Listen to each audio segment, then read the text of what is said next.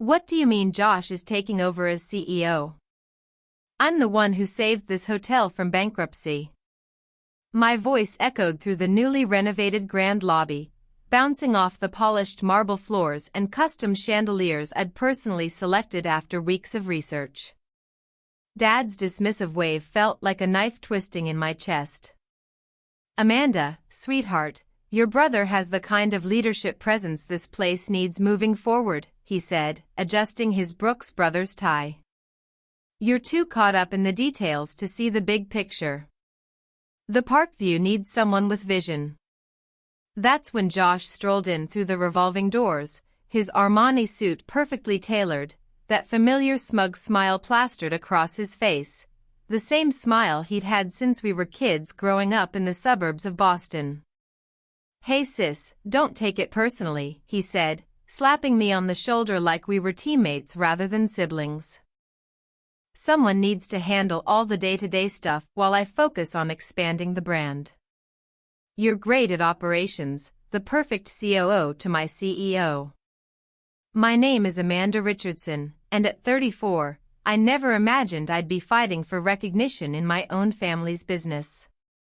After 12 successful years working my way up at Marriott properties across the Eastern Seaboard, including managing their 5-star flagship in Manhattan, I'd given up everything to return to Philadelphia when our family's historic hotel, the Parkview, was on the brink of collapse. The irony? I was the only Richardson with actual hospitality experience, while my younger brother Josh had spent the last decade bouncing between failed startups and our father's various business connections, never holding a position longer than 18 months. Here's what really burns me. 11 months ago, my mother called in tears, saying they were 3 weeks away from foreclosure.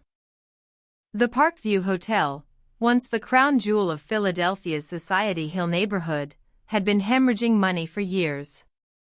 Without hesitation, I resigned from my executive position at Marriott, cashed in my 401k, and rushed home to save our family legacy. The hotel was trapped in the early 2000s, outdated technology, worn-out furniture, and reviews that made me physically cringe every time I looked at TripAdvisor. I worked 18-hour days, 7 days a week. I fired the incompetent management team my father had hired as a favor to his golf buddies. I modernized everything from the reservation system to the dining experience. I personally visited every competing hotel in the city to see what worked and what didn't. God knows how many nights I spent hunched over spreadsheets, negotiating with suppliers, and training staff who had grown complacent under years of poor leadership. I used my industry connections to get the Parkview featured in Travel and Leisure and partnered with local Philadelphia artists to create an authentic sense of place throughout the property. And it worked. The transformation was nothing short of miraculous.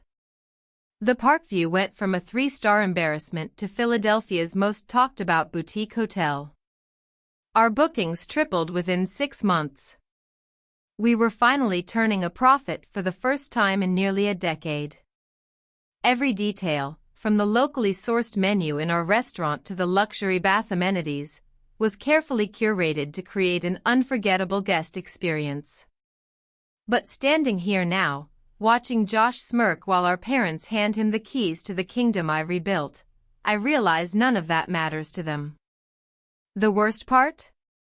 They're announcing his promotion at tonight's Staff Appreciation Gala, the same event where I was supposed to present our record-breaking quarterly results and unveil plans for our rooftop expansion. I can feel the eyes of our employees on me, especially Maria, our head of housekeeping who's been with the Parkview for 15 years. They all know who really turned this place around, but like me, they're forced to stand here and pretend this makes any kind of sense. Let me take you back a bit to understand how we got here. The Parkview Hotel has been in the Richardson family since my grandfather converted the historic Whitman building into a luxury hotel in 1962. I practically grew up in these hallways, learning the business from the ground up while other kids were at summer camp. While my friends played house, I was helping the concierge arrange theater tickets and watching my grandfather charm guests in the dining room. The hotel was my second home, and I loved every minute of it. But Josh was different. 3 years younger than me, he never showed any interest in the family business.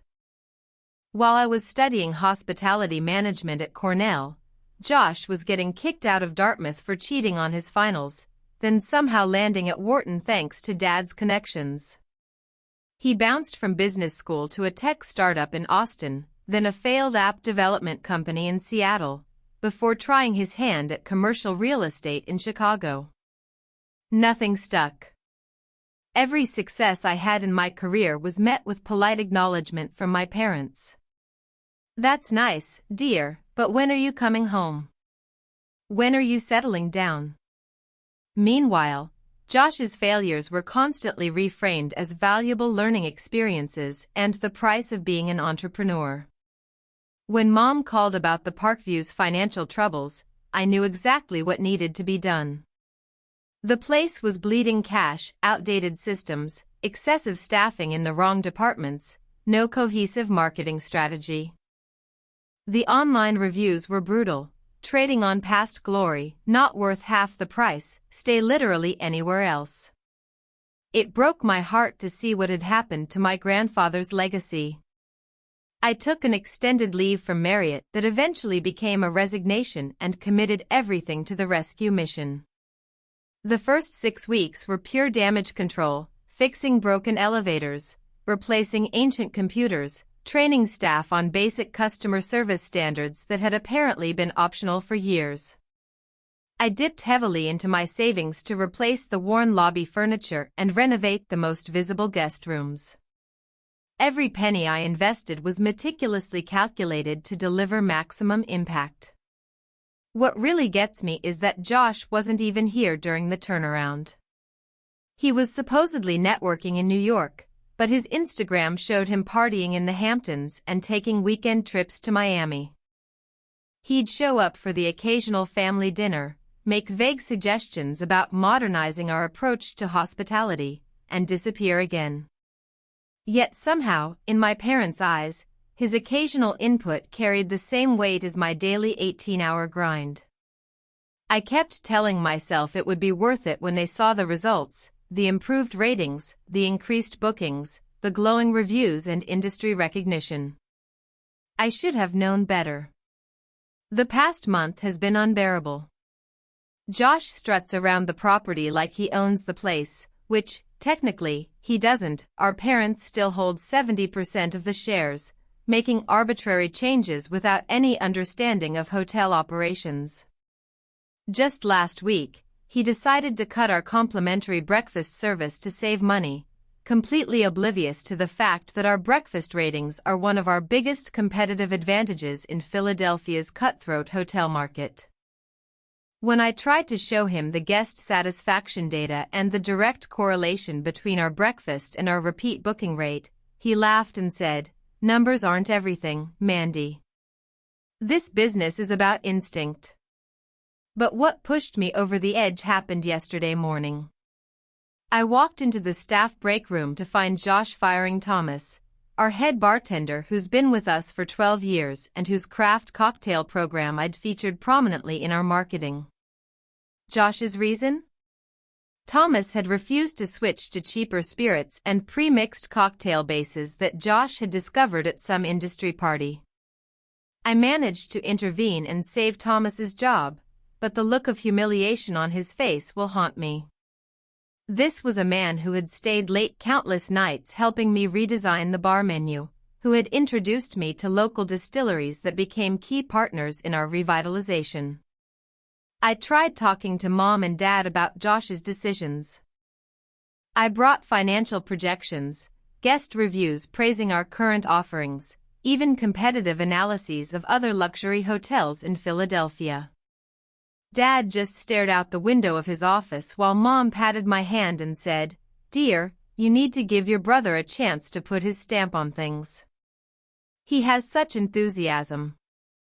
That's when I saw it, the for sale sign on the old Westbridge Hotel while driving home that evening. Once the Parkview's main competitor, the West Bridge had closed during the pandemic and never reopened. The property had incredible potential, better views of Rittenhouse Square, a larger footprint for events, and a rooftop that would put our modest terrace to shame. I pulled into the parking lot, my mind racing. The building needed work, but I knew exactly what to do with it. I sat in my car for almost an hour, looking at that sign and thinking about every time my parents had overlooked me in favor of Josh, every achievement dismissed, every suggestion second-guessed. Something inside me finally snapped, or maybe clicked into place. I called the listing agent from the car. The owners were eager to sell, and thanks to my impeccable industry reputation and the connections I'd made at Marriott, I could make it happen. By the time I got home, I had scheduled a viewing for the following morning. For the first time in months, I felt energized, excited even. I wouldn't have to watch Josh destroy everything I'd rebuilt. Instead, I would build something new, something completely mine. Let them see what they'd given up when they chose him over me. The next 3 months were a whirlwind of activity. I liquidated my remaining investments and secured financing from 2 former Marriott colleagues who had gone on to start a hospitality investment firm. I poured everything into transforming the West Bridge into something extraordinary. While Josh was busy rearranging the furniture at the Parkview and hosting cocktail parties for his college buddies, I was working with architects, designers, and a hand-picked team of hospitality professionals poached from top hotels across the Northeast. I renamed it the Beacon, symbolizing both its prominence on Rittenhouse Square and my own emergence from my brother's shadow. Word spread quickly through Philadelphia's tight-knit business community. Some people called me vindictive for competing directly with my family. Others, especially those who had worked with me at the Parkview, quietly supported my vision. My parents tried guilt-tripping me at first. "How could you do this to your brother? To us?" Mom would ask during increasingly tense Sunday dinners. I would simply smile and change the subject to something neutral like the Eagles' chances in the playoffs. Meanwhile, Josh's mismanagement was taking its toll on the Parkview. Their reviews started slipping. Complaints about inconsistent service, broken amenities, even cleanliness issues. 3 longtime managers quit within weeks of Josh taking over, and I made sure to offer them positions at the Beacon. Through the hospitality grapevine, I heard the Parkview had started slashing rates just to maintain occupancy levels. The Beacon's grand opening was exactly 5 months after that fateful day in the Parkview's lobby. I'll never forget my family's faces when they walked in, Mom's tight smile barely concealing her shock, Dad's widened eyes taking in the packed house, and Josh's barely contained anger as he watched the mayor of Philadelphia and 2 state senators mingling with my guests. The Philadelphia Inquirer was there covering the event, interviewing guests about the city's exciting new luxury destination. Their travel writer was particularly interested in my journey from saving the Parkview to creating the Beacon. "You're trying to destroy us," Josh hissed when he cornered me by the champagne fountain. "This is a direct attack on our family." I just smiled and replied, "No, Josh. This is me succeeding despite our family." The contrast between the 2 hotels couldn't have been more stark. While the Parkview struggled with basic maintenance and staff retention, the Beacon was making waves with its innovative approach to luxury hospitality. Every feature I had dreamed of implementing at the Parkview but had been denied funding for was now a reality here, from the state-of-the-art spa facilities to the rooftop infinity pool overlooking the Philadelphia skyline. But success brought its own challenges. Some vendors, longtime partners of the Parkview, were hesitant to work with me, fearing backlash from my parents who had considerable social influence in Philadelphia's business circles. Several longtime family friends stopped meeting me for our monthly lunches, and I was quietly removed from the board of the Historic Preservation Committee my grandfather had helped establish. I wasn't about to let small-town politics derail everything I'd built. When local vendors hesitated, I found better ones in New York and D.C.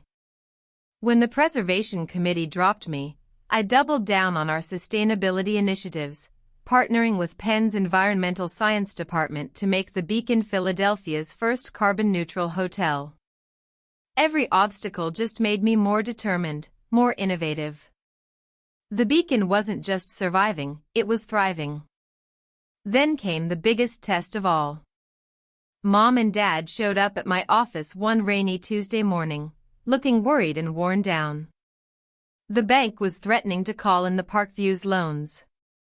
Josh's mismanagement had finally caught up with them.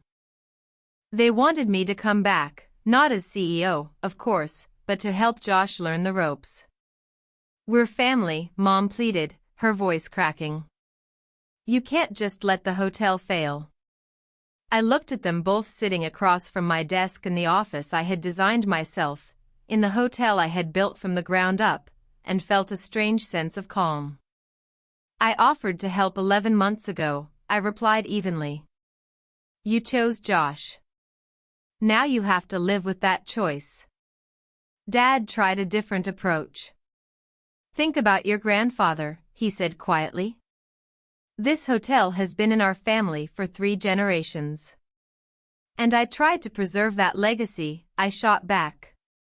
"You're the ones who handed it to someone who treats it like his personal playground." The rumors around Philadelphia got uglier after that. I was the ungrateful daughter, the bitter sister, the woman who'd turn against her own family out of spite. Some days, those whispers hurt more than I'd like to admit. But every morning, I'd walk into the Beacon's stunning lobby, see my vision come to life, and know I had made the right choice. My team became my new family. Many were former Parkview employees who had jumped ship, tired of Josh's chaotic leadership. They understood that what I was building wasn't about revenge, it was about creating something meaningful, something we could all be proud of. The breaking point came during the annual Pennsylvania Hotel Association Awards. The Beacon was nominated for Best New Luxury Hotel, while the Parkview was conspicuously absent from any category. I was sitting with my management team when they announced our win. As I walked to the stage, I caught sight of my parents at the back of the ballroom. They'd shown up unannounced, probably out of habit from the years when the Parkview had dominated these awards. The look on their faces said everything. Mom was fighting back tears, and Dad seemed to have aged a decade in the past few months. Josh wasn't there. He had stopped attending industry events entirely, claiming they were just popularity contests for hotels that can't compete on substance. During my acceptance speech, I thanked my team, our guests, and even mentioned the Parkview, where I first fell in love with the art of hospitality. The crowd shifted uncomfortably, clearly catching my subtle acknowledgement of the family drama that had become Philadelphia's worst-kept secret. After the ceremony, the editor of Condé Nast Traveler approached me about featuring the Beacon in their hotels that define American luxury issue. As we discussed my vision for the property, I noticed my parents lingering nearby, clearly listening to every word as I described the journey that had led me here. "Sometimes the best success stories come from being underestimated," I said loudly enough for them to hear. When the Condé Nast issue was published, it featured the Beacon as their cover story, with a sidebar about traditional hotels struggling to adapt to changing market demands, with the Parkview as their prime example. The article spread like wildfire through Philadelphia's business community. Everyone who had whispered about me being spiteful now had to acknowledge the truth. I had built something extraordinary, while the Parkview was failing not because of me, but because of their own poor decisions. The following week, I received an unexpected email from my father, asking if I would meet him for coffee, alone, without Mom or Josh. We met at a neutral location, a small cafe halfway between the Beacon and the Parkview. Dad looked tired, the confident businessman I had grown up admiring now replaced by someone who seemed burdened by his choices. "The bank has given us 30 days, he said without preamble. "After that, they're foreclosing on the Parkview." I sipped my coffee, letting his words hang in the air between us. I had anticipated this conversation for weeks, rehearsed different responses, but now that the moment had arrived, I felt strangely calm. "What are you asking me, Dad?" He stared into his untouched coffee. "Josh is stepping down. The board, what's left of it, wants you to come back as CEO. And you? What do you want?" He finally met my eyes. "I want to fix my mistake. I should have trusted you from the beginning." "It's not that simple," I replied. "I've built something here. I have commitments to my investors, my staff." "I understand," he said, and for the first time in my life, I believed he actually did. "Would you consider a merger? The Parkview becoming part of the Beacon brand? We could maintain the family connection, but under your leadership." I hadn't expected this. A merger would allow me to preserve my grandfather's legacy while maintaining control of what I'd built. It would require careful negotiation, but the possibilities were intriguing. "I'd need complete autonomy," I said. "No interference from Josh, no second-guessing my decisions." Dad nodded. "Of course. And your mother and I would step back from operations entirely. We've proven we're not equipped for today's hospitality landscape." As I drove back to the Beacon that afternoon, I felt an unexpected weight lifting. The merger wouldn't be simple, nothing involving family ever is, but it offered a path forward that honored both my grandfather's legacy and my own achievements. Over the next few weeks, my legal team worked out the details. The Parkview would become the Parkview at the Beacon, maintaining its historic identity while benefiting from our superior management and marketing. Josh was given a face-saving exit, a consulting position with a hospitality group in Chicago, arranged through one of my former Marriott colleagues. The day we signed the merger papers, Dad handed me something unexpected: my grandfather's original key to the Parkview from 1962. "He would have been proud of you," he said, his voice thick with emotion. "He always said you had the Richardson hospitality gene." I should have listened. The Philadelphia business community watched our family drama unfold with fascination. The story of how I had saved not one but two historic Philadelphia hotels became something of a local legend. The Philadelphia Magazine profile called it the Richardson Renaissance, complete with before and after photos of both properties. Looking back on everything now, it's difficult not to feel a complex mix of emotions. Part of me still hurts from the way my parents dismissed everything I had accomplished, how they had always seen Josh's potential as somehow greater than my proven track record. But another part of me, perhaps the stronger part, feels grateful for the push it gave me to create something truly my own. The Beacon and the Parkview at the Beacon are now the cornerstone properties of Richardson Hospitality Group, the boutique hotel management company I formally established 6 months after the merger. We've since acquired 2 additional historic properties, one in Boston near Fenway Park, and another in Washington, D.C., overlooking the Potomac. Each maintains its unique character while benefiting from our management expertise and marketing reach. Josh and I speak occasionally, usually at major holidays when we both return to our parents' house in the Philadelphia suburbs. There's a strained politeness between us now, neither fully reconciled nor openly hostile. He seems to be doing well in Chicago, though I heard through mutual connections that he's already looking for his next opportunity. Some things never change. My parents have gradually come to accept the new reality. Dad sometimes visits the Parkview, sitting quietly in the lobby that now bears a plaque honoring my grandfather. Mom has become surprisingly supportive, proudly telling her friends about my latest industry recognition or expansion plans. As for me, I've finally found peace with my family history and my place within it. I no longer need their validation to know my worth. The evidence is all around me, in the thriving properties I oversee, in the loyal team members who have followed me from the beginning, and in the guests who return season after season. Walking through the Beacon's lobby on a crisp fall morning, I watch as the sunlight streams through the floor-to-ceiling windows, casting a warm glow over the space I created. A family checks in at the front desk, excited about their weekend in Philadelphia. One of my staff expertly hands a couple their itinerary for a private historical tour I've arranged. In this moment, I realize how far I've come, not just professionally but personally. For years, I measured my worth by my parents' approval, by their ability to see and value my contributions. But now I understand that true success isn't about proving others wrong, it's about proving yourself right. What I've built isn't just a hotel chain, it's a testament to my resilience, my creativity, and my unwavering belief in myself when no one else would.